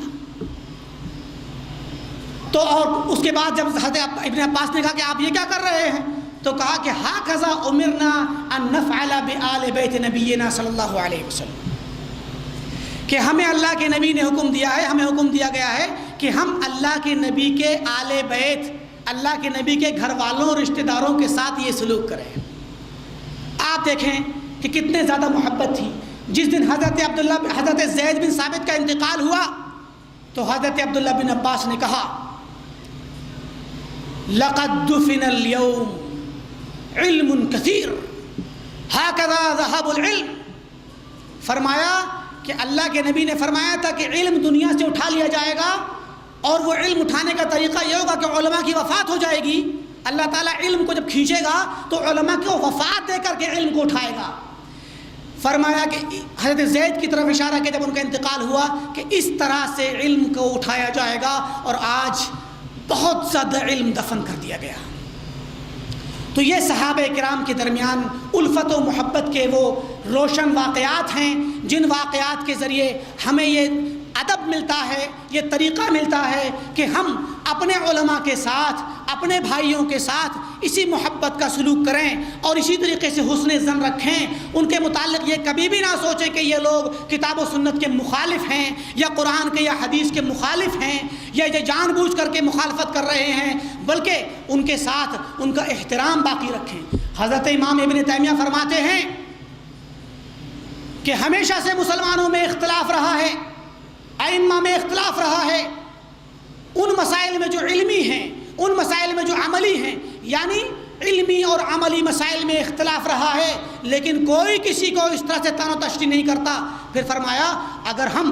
ہر مسئلے میں، جس مسئلے میں کوئی ہمارا مخالف ہو، ہر مسئلے میں تان و تشریح کریں، ہر مسئلے میں بدعتی قرار دیں، ہر مسئلے میں تکفیر کریں، یا ہر مسئلے میں لوگوں کے ساتھ دشمنی رکھیں، تو کوئی بھی مسلمان نہیں بچے گا جس پر تان و تشریح نہ ہو. مسلمانوں کی عصمت ختم ہو جائے گی، مسلمانوں کی عزت ختم ہو جائے گی، آپس کے اندر درمیان میں نفرتیں پیدا ہو جائیں گی، لوگوں کے درمیان انتشار پیدا ہو جائے گا. امام صاحبی رحمۃ اللہ علیہ نے اپنی کتاب سیر و اعلام النبلاء میں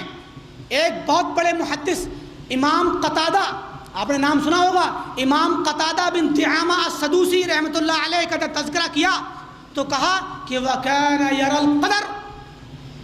امام قتادہ بن دعامہ السدوسی کے اعتقاد میں قدر کا مسئلہ تھا، یعنی تقدیر کے انکار کرنے والے جو شروع میں پیدا ہوئے تھے ان کے مذہب کو اچھا سمجھتے تھے. امام قتادہ فرماتے ہیں کہ اس کے باوجود امت نے قتادہ بن دعامہ السدوسی رحمۃ اللہ علیہ کی ثقاہت میں ذرہ برابر اختلاف نہیں کیا. کیوں؟ چونکہ یہ بڑے امام ہیں، یہ اللہ تعالیٰ کا تقرب حاصل کرنے کے لیے، اللہ کی رضا حاصل کرنے کے لیے اجتہاد کیا کرتے تھے،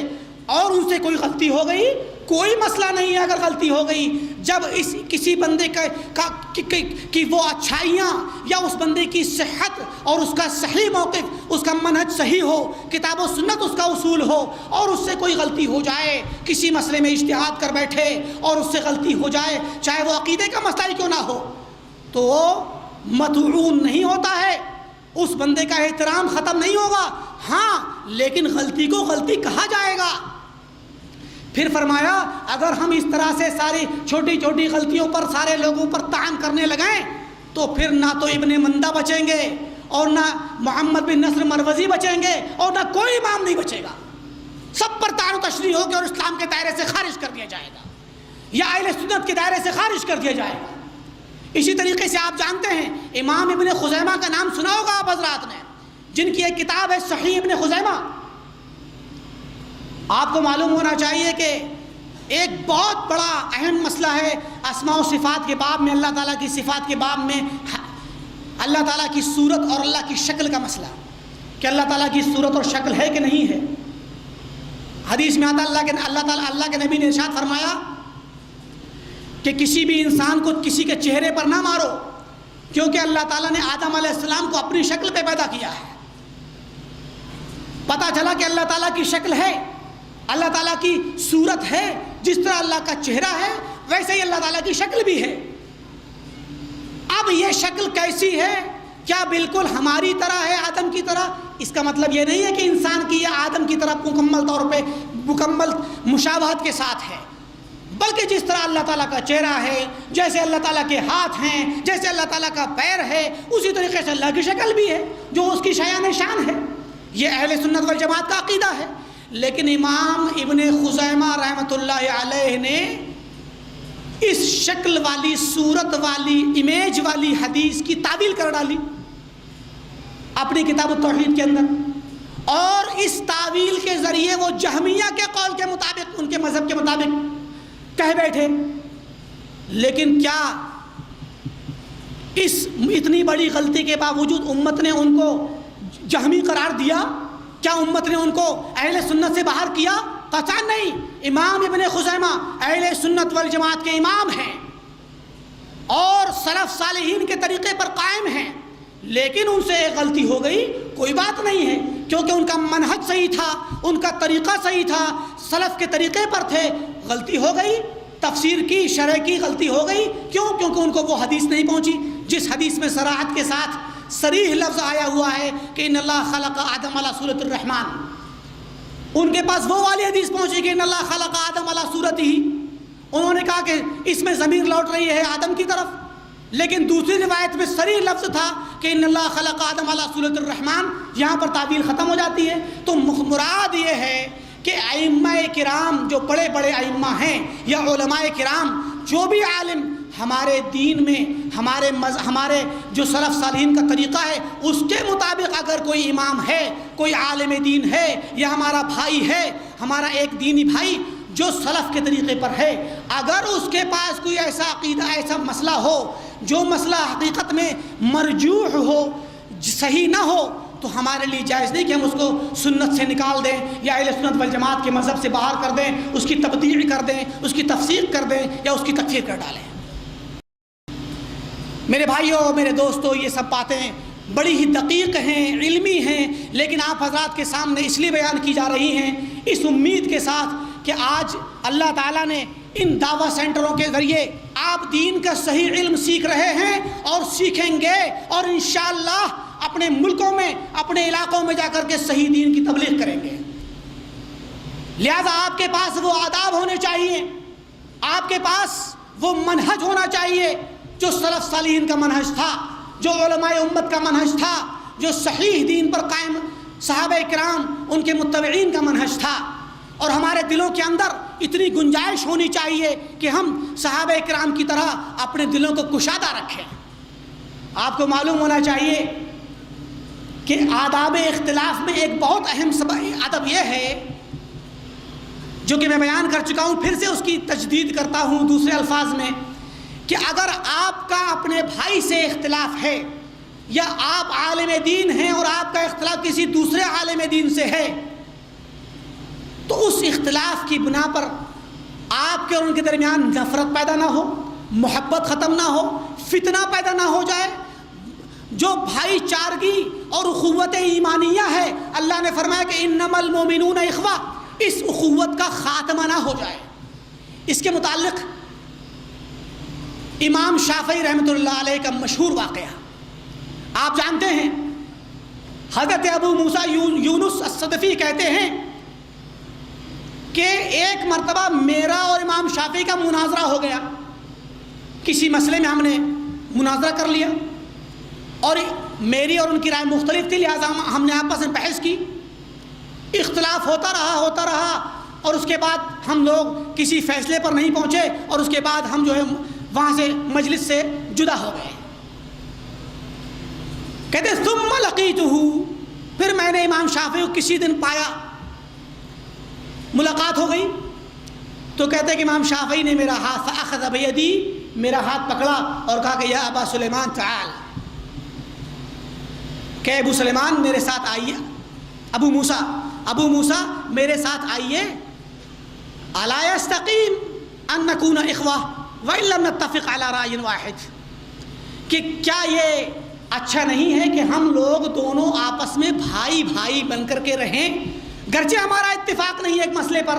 گرچہ ہم ایک مسئلے میں اختلاف کرتے ہیں، لیکن ہماری محبت اور اخوت اور بھائی چارگی ختم نہیں ہونی چاہیے۔ تو اس پر ابو موسیٰ یونس صدفی نے کہا کہ واللہ ما رأیت اعقل من الشافعی، میں نے شافعی سے زیادہ عقل مند انسان کوئی نہیں دیکھا۔ آپ دیکھیں سینے کے اندر کتنی کشادگی ہے، دل میں کتنی کشادگی ہے کہ اس دل کے اندر اختلاف بھی سمویا ہوا ہے اور محبت بھی اکٹھی ہے۔ لیکن آج ہمارے دل اتنے تنگ ہیں، ہمارے ذہن اتنے تنگ ہیں کہ اگر ہمارا کسی بھائی سے اختلاف ہو تو ہم اس کے ساتھ نفرتیں قائم کر لیتے ہیں اور ان کے ساتھ تعصب میں ایسے ایسے واقعات پیش آتے ہیں کہ ان کے ساتھ ملنا جلنا، شادی بیاہ، کھانا پینا، اٹھنا بیٹھنا سب ختم کر دیتے ہیں۔ میرے دوستوں، میرے ساتھیوں، یہ اسلامی آداب اور سلف صالحین کے اختلاف کے آداب ہیں، لیکن یہ اختلاف کے اور اس ادب کی گنجائش ہمارے دلوں میں کب ہوگی؟ جب ہمارے پاس علم آئے گا،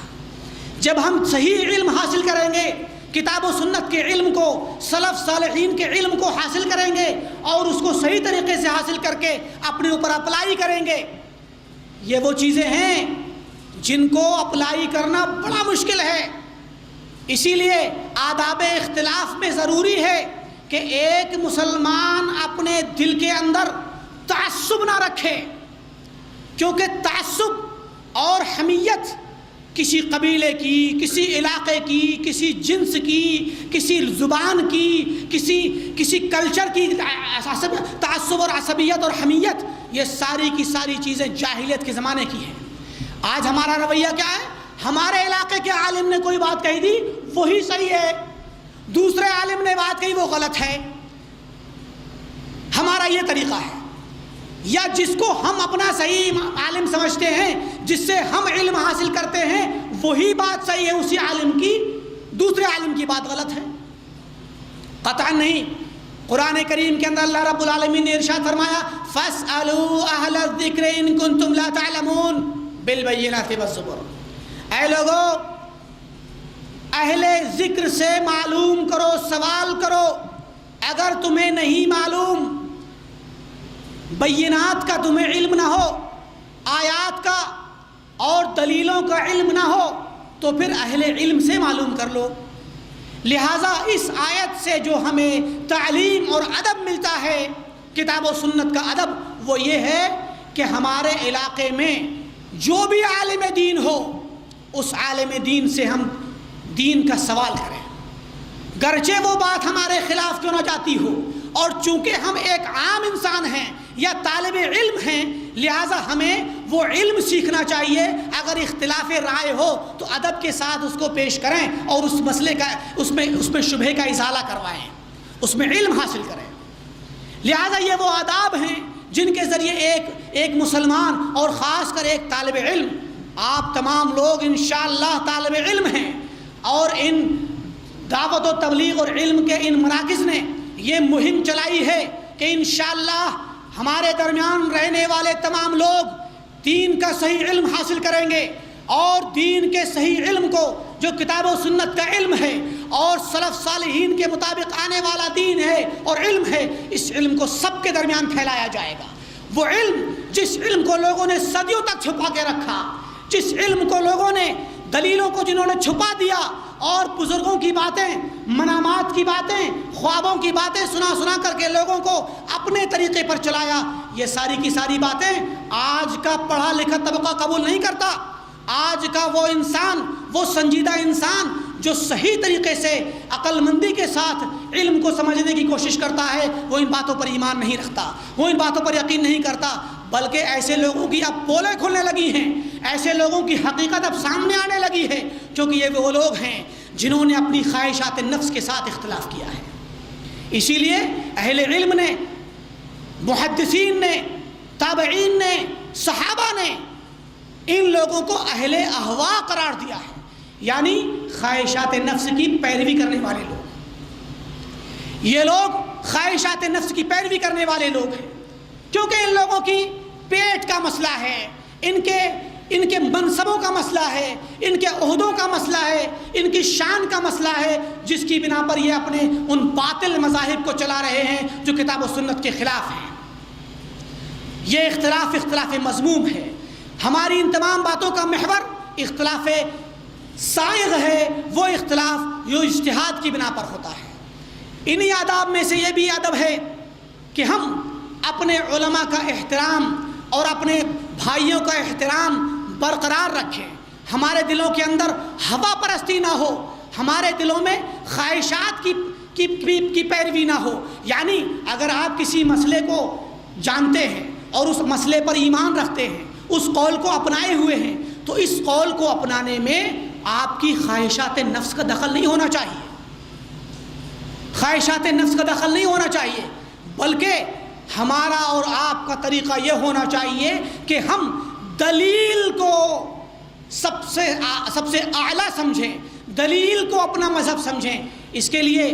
بہت ساری آیات اور بہت سارے واقعات میں نے سنائے ہیں۔ ایک اور واقعہ میں سناؤں صحابہ کرام کا، جس کے ذریعے ہمیں لوگوں کی رائے کا احترام کرنے کا کتنا خوبصورت واقعہ ہے۔ آپ کو معلوم ہوگا جنگ خندق کے بعد اللہ کے نبی صلی اللہ علیہ وسلم جب بنو قریظہ سے جنگ کرنے کے لیے نکلے، اور اس وقت آپ خندق سے لوٹنے کے بعد اپنے ہتھیاروں کو اور اپنی زرہ کو، اپنے کپڑوں کو اتار رہے تھے، جو جنگ کے لباس تھا، اس جنگ کے لباس کو اتار رہے تھے کہ جبرائیل علیہ السلام آ گئے اور حکم ہوا کہ فوراً بنو قریظہ کے پاس جاؤ اور ان کے ساتھ جنگ کرو، ان کے ساتھ جہاد کرو، کیونکہ ان لوگوں نے عہد پیمان کو توڑ دیا تھا۔ وہ وقت ظہر کے بعد کا وقت تھا اور کافی دیر ہو چکی تھی۔ پیارے نبی صلی اللہ علیہ وسلم نے حکم دیا، صحابہ میں اعلان کرایا اور کہا کہ فوراً کے فوراً ابھی کے ابھی نکلو بنو قریظہ کی طرف، اور کہا کہ لا یصلین احد العصر الا فی بنی قریظہ، کہ ہم میں سے کوئی بھی شخص عصر کی نماز بنو قریظہ میں جا کر کے ہی پڑھے گا۔ عصر کی نماز، کیونکہ عصر کا وقت ابھی آنے میں کچھ دیر تھی، تو آپ نے کہا کہ عصر کی نماز ہم بنو قریظہ میں پڑھیں گے۔ صحابہ اکرام نکل پڑے۔ نکلنے کے بعد درمیانے راستے میں، کیونکہ اس زمانے میں پیدل بھی چلتے تھے، اونٹوں پہ بھی چلتے تھے، درمیان راستے میں عصر کا وقت ہو گیا۔ جب عصر کا وقت ہوا تو صحابہ کرام میں سے کچھ لوگوں نے کہا کہ بھئی عصر کا وقت ہو گیا ہے، لہٰذا نماز پڑھ لینی چاہیے، اور دوسرے لوگ کہنے لگے کہ نہیں، اللہ کے نبی صلی اللہ علیہ وسلم نے حکم دیا ہے کہ ہمیں عصر کی نماز بنو قریظہ میں جا کے پڑھنا ہے، راستے میں نہیں۔ اب دیکھیں اختلاف ہو گیا، اور یہ اختلاف کیا ہے؟ یہ اس اختلاف کا سبب ہے کسی بھی حکم کی علت کو اور مقصد کو سمجھنے میں اختلاف، اور ظاہری الفاظ کو سمجھ، کچھ لوگوں نے ظاہری الفاظ پہ عمل کیا،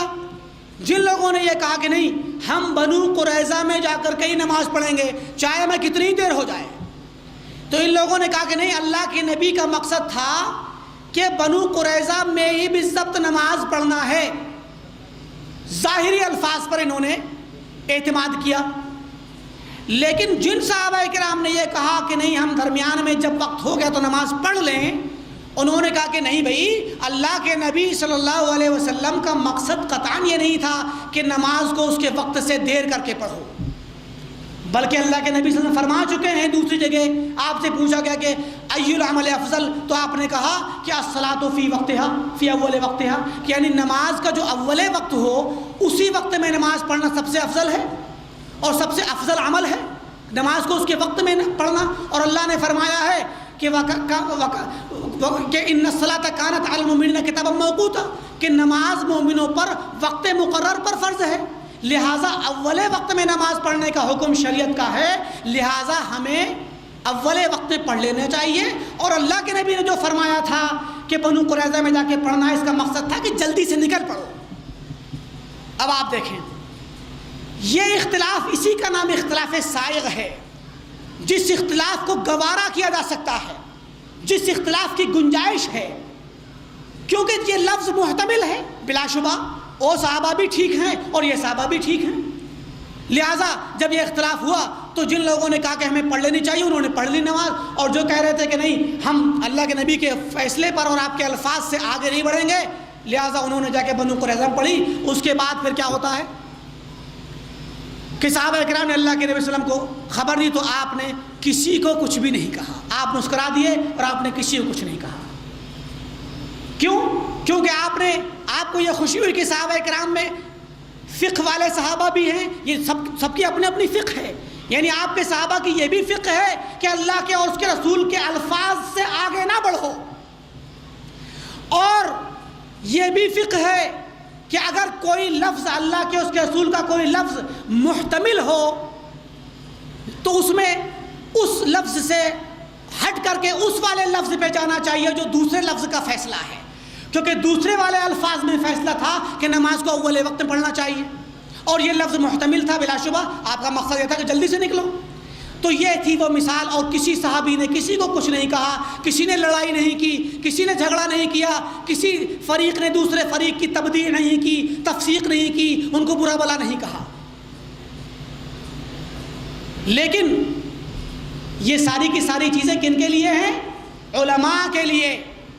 ان طلاب علم کے لیے جو دلیلوں کو سمجھتے ہیں، جو علم کتاب و سنت کا علم حاصل کرتے ہیں، اور کسی مسئلے کو سمجھنے میں اختلاف ہو جاتا ہے تو پھر اس میں وہ ایک دوسرے کا احترام کرتے ہیں.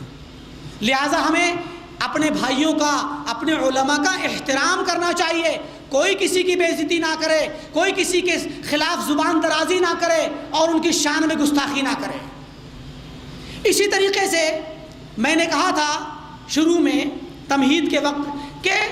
اختلاف مقبول یا اختلاف غیر مذموم ان لوگوں کا اختلاف ہے جو علماء ہوں، مجتہدین ہوں، جن کو اجتہادی مسائل میں اجتہاد کرتے وقت رائے مختلف ہو جائے.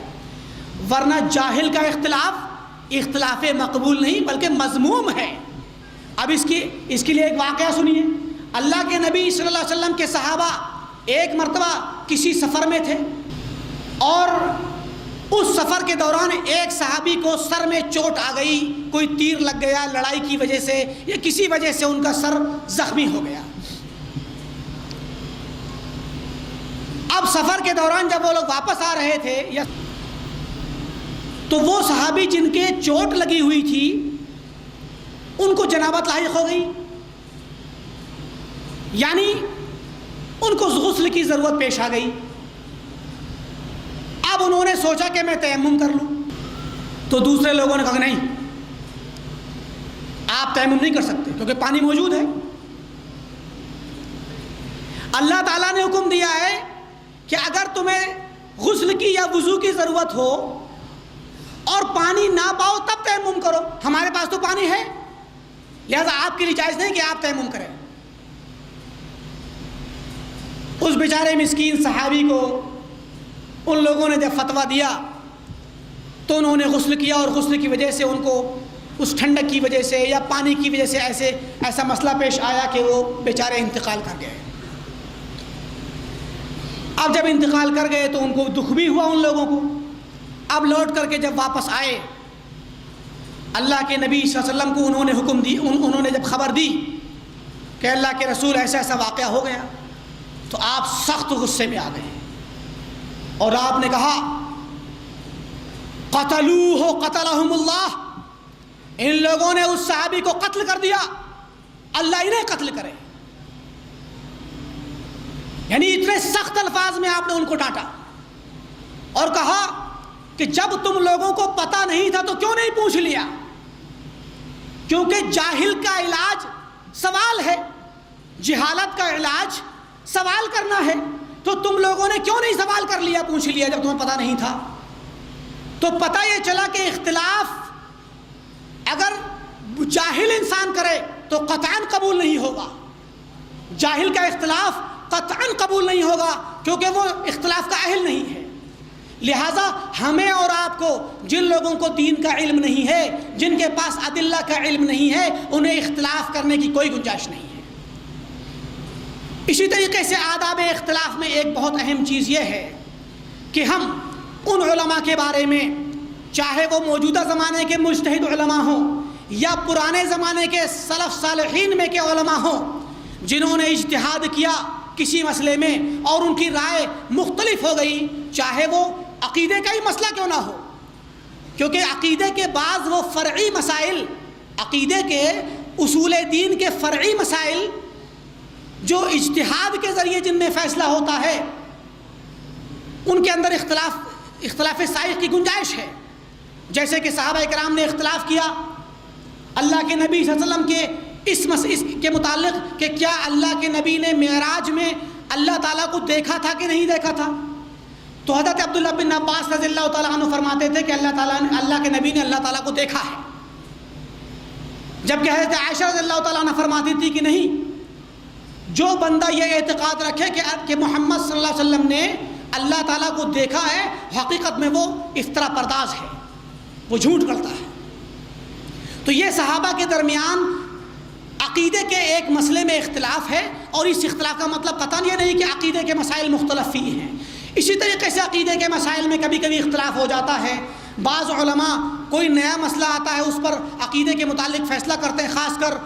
جب کسی جماعت پر یا کسی فرقے پر یا کسی خاص مسئلے پر ایمان رکھنے والے لوگوں پر جب فیصلہ کیا جاتا ہے کہ یہ لوگ کیا کافر ہیں یا یہ لوگ بدعتی ہیں، تو ایسے مسائل میں علماء کبھی کبھار اختلاف کر بیٹھتے ہیں، کیونکہ ہر عالم اپنے اعتبار سے اپنے ایک اینگل سے دیکھتا ہے اور وہ اپنے اجتہاد سے فیصلہ کر دیتا ہے۔ کیونکہ تکفیر کے مسائل میں بہت ساری شرائط آپ جانتے ہیں، بہت ساری شرطیں ہیں، بہت ساری ضروریات ہیں جن کا پایا جانا ضروری ہے۔ تو اگر کسی مسئلے کے کسی شخص کے بارے میں یا کسی فرقے کے بارے میں اگر یہ فیصلہ کرنا ہو کہ یہ لوگ کافر ہیں یا بدعتی ہیں یا یہ بندہ بدعتی ہو گیا، تو اس کے لیے ضروری ہے کہ بہت ساری شرائط ہوں، بہت ساری چیزوں کا پایا جانا ضروری ہے۔ جب وہ چیزیں پائی جائیں یا کچھ ایسی چیزیں ہیں جن کا نہ پایا جانا ضروری ہے، تب جا کر فیصلہ ہوگا کہ فلاں بندہ بدعتی ہے یا فلاں بندہ کافر ہے۔ تو ایسے بندے کے بارے میں علماء اختلاف کر بیٹھتے ہیں۔ تو یہ کسی کو کافر کہنا یا کسی کو بدعتی کہنا یا کسی کو فاسق کہنا یہ عقیدے کا مسئلہ ہے، اور عقیدے کے ان مسائل میں اختلاف ہوتا ہے، یعنی یہ حکم ہے، کسی پر حکم لگانا۔ تو ایسے حالات میں جب کسی کے بارے میں اختلاف ہوتا ہے تو پھر ہمارے لیے ضروری ہوتا ہے کہ ہم اپنے علماء کے بارے میں یا پرانے ائمہ کے بارے میں یہ اعتقاد رکھیں کہ یہ لوگ اللہ کے حکم کو جاننے کے لیے بڑے مخلص تھے، ان کے ساتھ حسن ظن رکھیں، اور یہ لوگ حق تک پہنچنے کے لیے مکمل طور پر ساری کوششیں صرف کر دینے والے لوگ ہیں۔ انہوں نے کبھی بھی حق کی مخالفت کا تعمد نہیں کیا، جان بوجھ کر کے مخالفت نہیں کی، بلکہ یہ لوگ اللہ والے ہیں اور انہوں نے پوری کوشش کی۔ یہ حسن ظن رکھنا ضروری ہے۔ کوئی یہ نہ کہے کہ فلاں انسان نے اپنی مرضی سے جو چاہا فیصلہ کر دیا، قطعاً نہیں، بلکہ علماء کرام جو اللہ والے ہیں وہ لوگ اللہ تعالیٰ کے حکم کو جاننے کے لیے، اللہ کی اور اس کی شریعت کے حکم کو جاننے کے لیے مکمل طور پر پوری کوشش کرتے ہیں کہ صحیح حکم تک پہنچیں، اور جب ان کا اختلاف ان کا فیصلہ آتا ہے اور دو لوگوں کا فیصلہ مختلف ہوتا ہے، تو یہ اس اختلاف کی روشنی میں کوئی یہ نہ کہے کہ فلاں عالم نے ایسا کہا ہے وہ غلط ہے، یا فلاں عالم اس باب میں منحرف ہیں، یا فلاں صاحب اس باب میں ضلالت کا شکار ہو گئے۔ تو یہ ساری کی ساری چیزیں، بہت سارے اس میں واقعات ہیں سلف صالحین کے، بہت سارے ایسے مواقف ہیں جن کی روشنی میں ہم بہت سارے آداب سیکھ سکتے ہیں، لیکن میں نے چند باتوں کو آپ کے سامنے مختصر کیا ہے، ملخص کیا ہے۔ کیونکہ بہت سی چیزیں ایسی ہیں جن کا تعلق خالص علمی مسائل سے ہے، دقیق مسائل سے ہے، جن کی تفصیل میں بھی مشکل ہے اور جن کے سمجھنے میں بھی دشواری ہے۔ لہٰذا میں ان چیزوں میں جائے بغیر میں نے کچھ چیزوں کو بار بار ریپیٹ کیا ہے تاکہ ہمارے ذہنوں میں، ہمارے دلوں میں وہ جاگزی ہو جائیں، اور اللہ تعالیٰ ہم تمام مسلمانوں کو اور اہل حق کو جو صحابہ اکرام کے طریقے پر چلتے ہیں، جو تابعین کے ائمہ مجتہدین کے طریقے پر چلتے ہیں، طریقے کو اپنے تمام اخلاقیات میں اپنائیں، چاہے وہ ہمارے عقائد کے مسائل ہوں، چاہے وہ ہمارے عملیات کے مسائل ہوں، چاہے وہ ہمارے معاملات کے مسائل ہوں، چاہے وہ اختلافات کے مسائل ہوں، اور اللہ تعالیٰ ہمیں اختلاف کرنے سے، انتشار کرنے سے بچائے اور اتفاق و اتحاد کے ساتھ رہنے کی توفیق بخشے، اور اللہ تعالیٰ جب تک ہم اس دنیا میں رہیں اللہ تعالیٰ ہمیں مبارک بنائے، ہم جہاں بھی رہیں بابرکت رہیں، ہمارے ذریعے اللہ تعالیٰ امت میں اتفاق پیدا کرے، امت میں محبت پیدا کرے، امت کے اندر انتشار اور اختلاف اور فتنہ پیدا کرنے سے ہم لوگوں کو دور رکھے۔ اللہ تعالیٰ ہمیں توفیق دے کہ ہم دین کا علم سیکھیں اور سکھلائیں اور سب لوگوں تک اس کو پہنچائیں۔ اور اللہ تعالیٰ سے میں دعا کروں گا انہی چند الفاظ کے ساتھ اور ان پر اتفاق کرتے ہوئے کہ اللہ تعالیٰ ہمارے اس اجتماع کو قبول فرمائے اور ہمارے تمام مسلمانوں کو جو یہاں آئے ہیں، مسلمان بھائیوں کو، بہنوں کو، ماؤں کو اور تمام لوگوں کو اس کا اجر عظیم عطا فرمائے۔ ہمیں توفیق دے کہ ہم اس جلسے کے مقاصد کو حاصل کریں اور اللہ تعالیٰ ہمیں اچھی بات کہنے اور اس پر عمل کرنے کی توفیق بخشے۔ وآخر دعوانا ان الحمدللہ رب العالمین وصلی اللہ علی نبینا محمد وعلی آلہ واصحابہ اجمعین، والسلام علیکم ورحمۃ اللہ وبرکاتہ۔